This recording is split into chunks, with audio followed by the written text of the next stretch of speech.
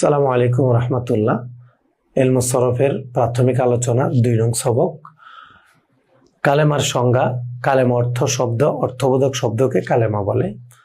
তো আরবি ভাষা যেহেতু এসএম ফেল হরফ 3টি পার্টস অফ স্পিচ নিয়ে কথা বলে, তো এই জন্য আমরা এখানে প্রথমে কালেমার আলোচনা নিয়ে এসেছি যে কালেমা অর্থ শব্দ, অর্থবোধক শব্দকে কালেমা বলে। অর্থাৎ যে শব্দটার অর্থ নেই সেটা কিন্তু কালেমা হবে না। কালেমা হওয়ার জন্য শব্দটার একটা অর্থ থাকতে হবে। যেমন আমরা বলি কলম টলম, ভাত টাত। তো এই যে টাত, এই শব্দটার কিন্তু অর্থ হয় না। টলম, এটার কিন্তু অর্থ হয় না। চা টা, তার কিন্তু এখানে টার কিন্তু অর্থ হয় না। অর্থহীন শব্দ লফজে মুহমাল, এটার কোনো অর্থ নেই। কিন্তু যে শব্দটার অর্থ আছে সেটাকে আরবি ভাষায় কালেমা বলা হয়। কালেমার প্রকারভেদ। কালেমা 3 প্রকার: এসএম ফেল হরফ। এসএম ফেল হরফ এই 3 প্রকারই আরবি শব্দ। এর বাহিরে সাধারণত আরবি শব্দ আমরা খুঁজে পাবো না। কোনো কিছুর নামকে এসএম বলা হয়, যেমন কিতাব। আমরা 2 চোখে যা দেখি সব এসএম। আমাদের চোখে যা দেখা যায়, একজন শিক্ষার্থী আপনি যেখানে আছেন, আপনি দাঁড়িয়ে দেখেন আপনার চারপাশে কি কি আছে। আপনি চোখে যা দেখছেন সবই এসএম। এগুলো শুধু বলবেন, তাহলে এক একটা এসএম এর উদাহরণ পেয়ে যাবে।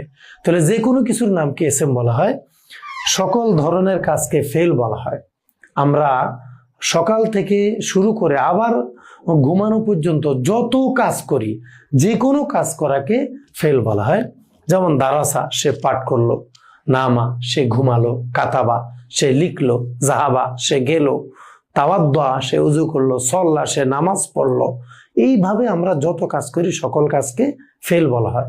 যে কোনো কিছুর নামকে এসএম বলা হয়, যে কোনো কাজ করাকে ফেল বলা হয়। অব্যয় পদকে হরফ বলা হয়, হার্ফ বলা হয়।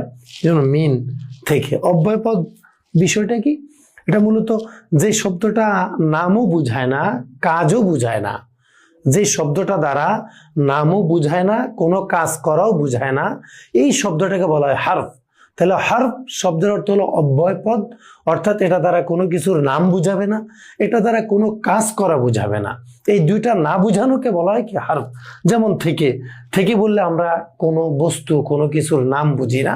থেকে বললে থেকে, দিকে, মধ্যে, এই ধরনের শব্দের মাধ্যমে আমরা কোনো কাজ করাও বুঝি না, আমরা কোনো কিছুর নামও বুঝি না।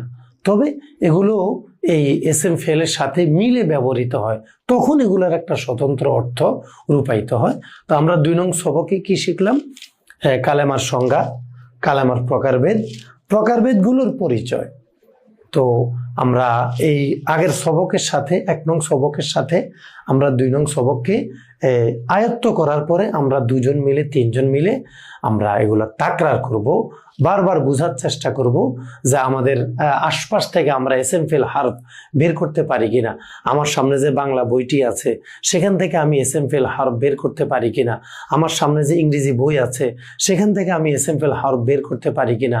আমার সামনে যে আরবি বই আছে সেখান থেকে আমি এসএম ফেল হার্ফ বের করতে পারি কিনা। এটা আমাকে চর্চা করতে হবে। এখন আমাদের কাজ হলো এই 2 নং সবককে বেশি বেশি চর্চা করা।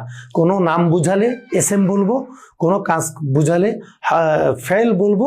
নামও বুঝাবে না, কাজও বুঝাবে না, এমন হলে আমরা তাকে হার্ফ বলবো। আমরা যত বেশি চর্চা করব এসএম ফেল হার্ফ তথা কালেমা আমাদের জেহেনে একেবারে স্পষ্ট হয়ে যাবে। 2 নং সবক সমাপ্ত হলো। আসসালামু আলাইকুম।